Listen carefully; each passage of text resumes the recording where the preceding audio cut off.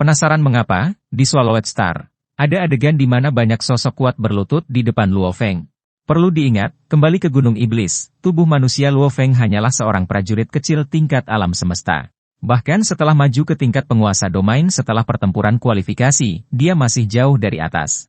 Namun, pada perjamuan, statusnya tampak sangat luar biasa sehingga bahkan dewa-dewa abadi yang dihormati tunduk padanya, seolah-olah dia berdiri di puncak prajurit yang terkuat di antara mereka.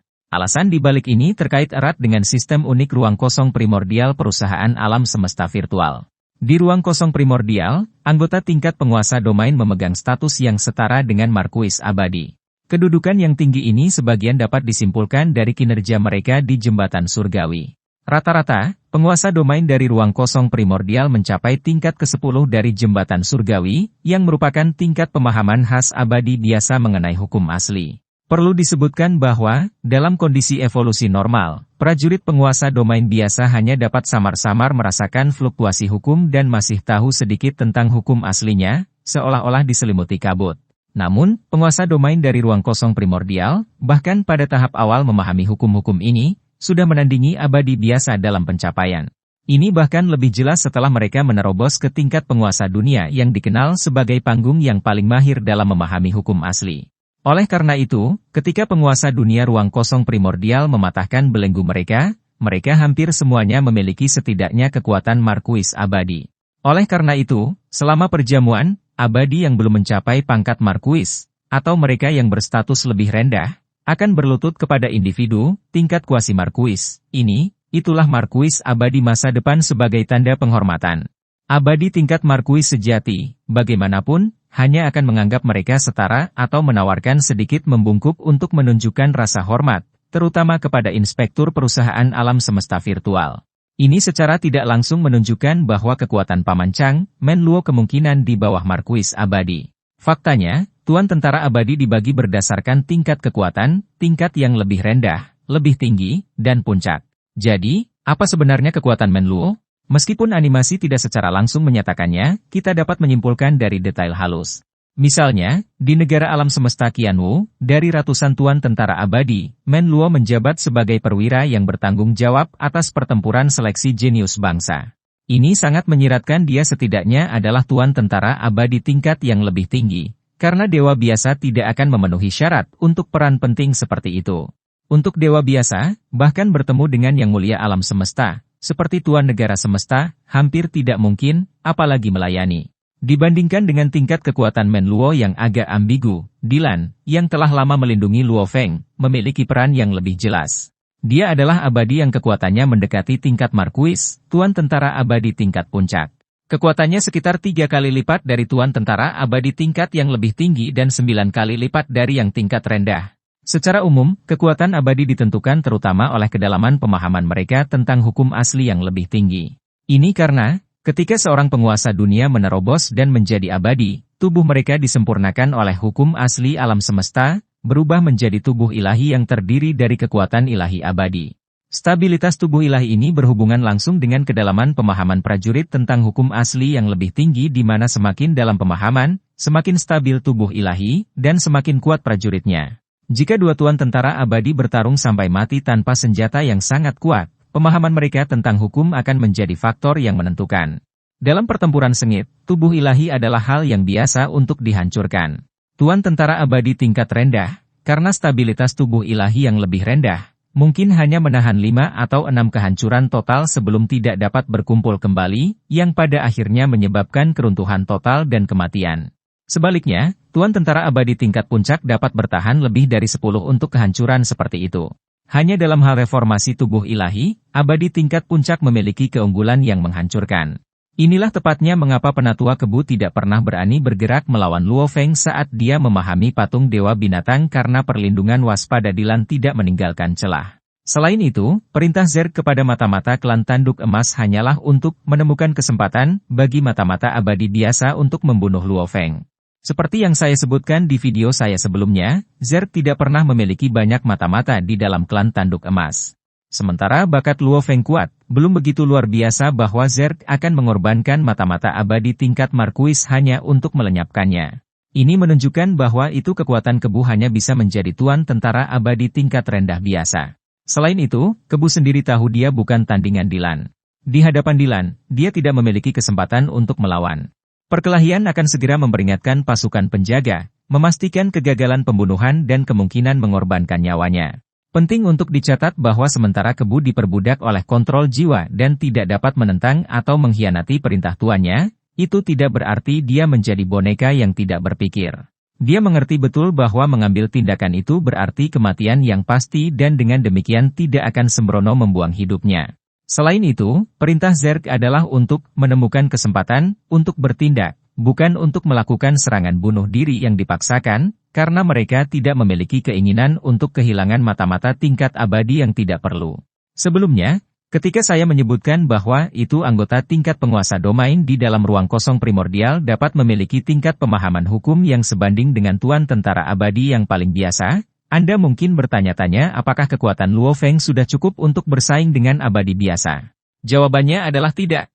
Jangan lupa, kekuatan hukum asli menciptakan efek amplifikasi di atas kekuatan prajurit itu sendiri, dan kekuatan dasar penguasa domain peringkat 9 setidaknya 10.000 kali lebih lemah daripada abadi.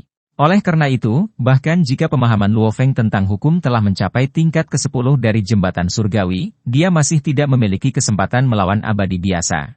Tapi bagaimana dengan klon-klan Mosha tingkat penguasa dunia tingkat 6 dan binatang bertanduk emas? Jawabannya benar-benar berbeda. Klon-klan Mosha masih belum mampu menantang abadi, tetapi binatang bertanduk emas bisa. Alasannya terletak pada tingkat gen kehidupan binatang bertanduk emas, yang secara bawaan 10 kali lebih tinggi daripada prajurit manusia biasa, dan ia juga telah mempraktikkan manual kultivasi rahasia yang secara mandiri meningkatkan tingkat gen kehidupannya 3 kali lipat. Selain itu, berbagai teknik rahasia peningkatan, terutama cakar kuku kanannya yang telah bergabung dengan 100 kristal sungai darah yang meningkatkan kekuatannya ke tingkat abadi biasa. Tentu saja, ini jauh melampaui apa yang bisa dicapai oleh binatang tanduk emas tingkat penguasa dunia pada umumnya. Secara umum, binatang tanduk emas tingkat penguasa dunia puncak yang khas hanya memiliki dunia internal yang membentang sepanjang 30 juta kilometer. Proyeksi dunia yang dapat dimanifestasikannya hampir tidak dapat menahan domain hukum lawan tingkat abadi, membuatnya terus-menerus dirugikan dalam pertempuran dan sering memaksanya untuk melarikan diri. Namun, klon binatang bertanduk emas Luo Feng berbeda. Dengan melahap kombinasi logam yang optimal, dunia internal Luo Feng telah berkembang menjadi 60 juta kilometer. Proyeksi dunia skala ini dapat menyaingi atau bahkan menekan domain hukum abadi, memungkinkannya untuk menghadapi abadi secara langsung daripada sepenuhnya ditekan oleh domain. Selain itu, karena mutasi, cakar kuku kanan mengalami transformasi kualitatif, dan ketika mengeksekusi cakar perobek surga, kekuatan yang ditariknya dari asal-usul alam semesta sudah cukup untuk mengguncang abadi. Akibatnya, meskipun klon binatang bertanduk emas Luo Feng masih berada di tingkat penguasa dunia tingkat 6, gerakan pembunuh ini saja memungkinkannya untuk melangkah ke jajaran petarung tingkat abadi.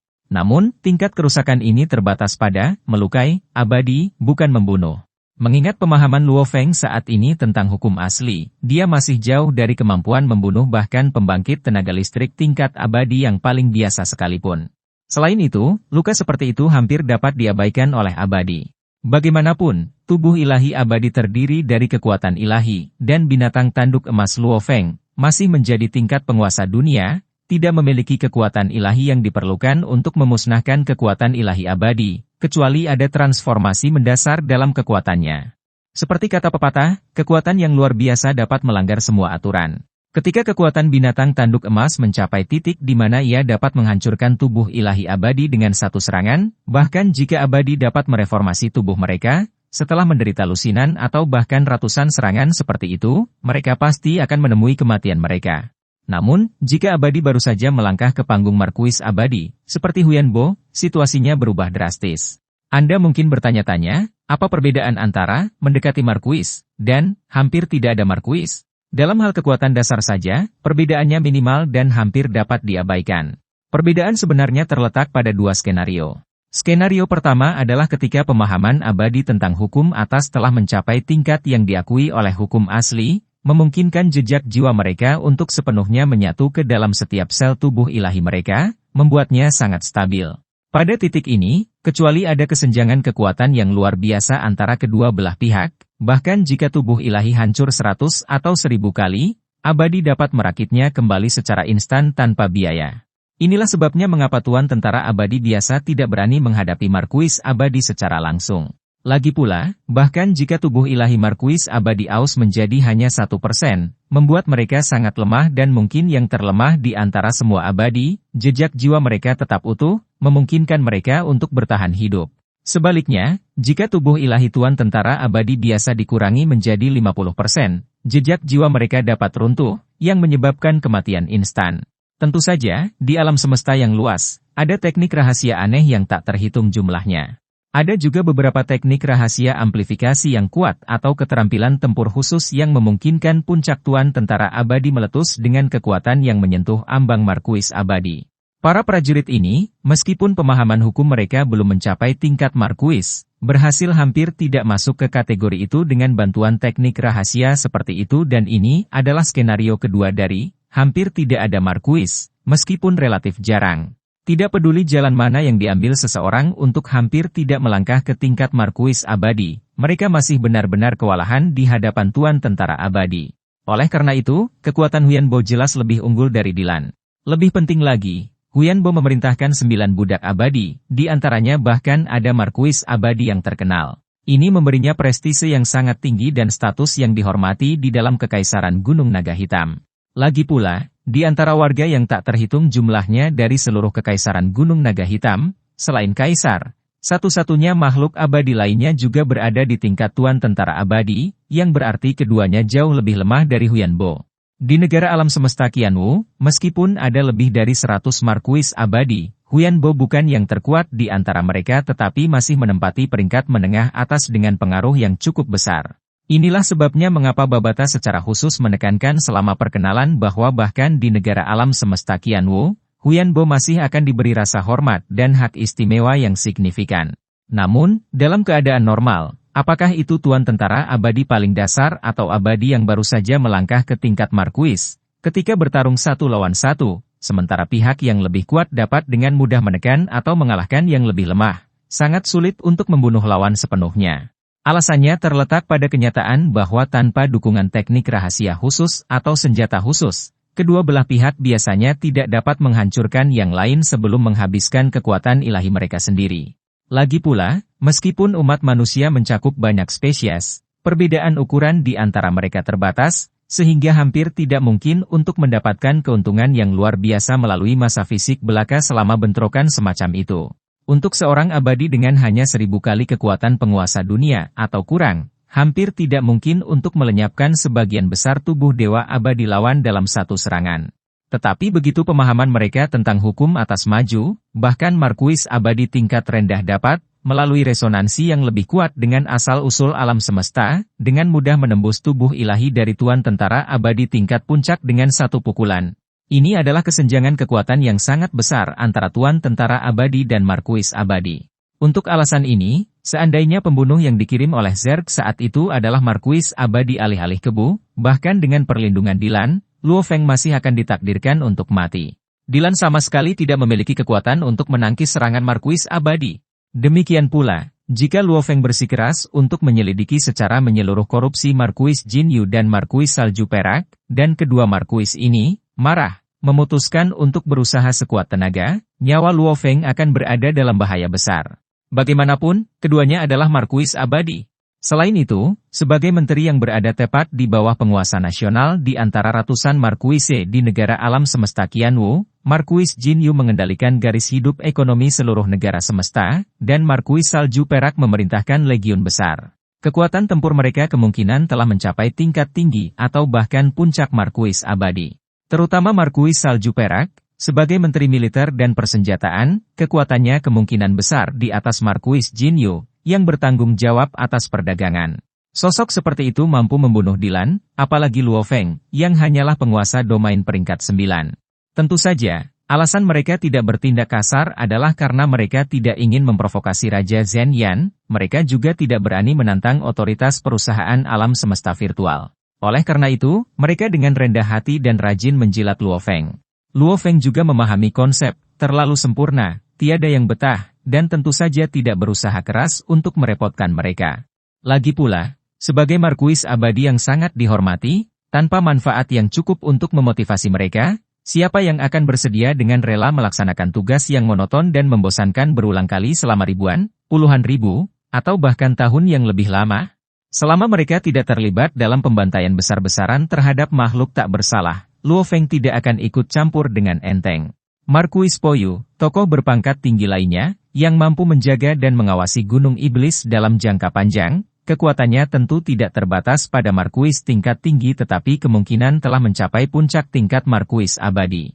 Dalam novel aslinya, warisan Jenderal Ilahi dari Gunung Iblis dibagi menjadi 3 tahap, masing-masing memberikan abadi potensi untuk menerobos ke Raja Abadi tak terkalahkan, Yang Mulia Alam Semesta, atau bahkan Tuan Alam Semesta, asalkan mereka sepenuhnya menerima warisan. Faktanya, penjaga asli Gunung Iblis bukanlah Markuis Po Yu tetapi makhluk dengan kekuatan tingkat abadi Raja tak terkalahkan.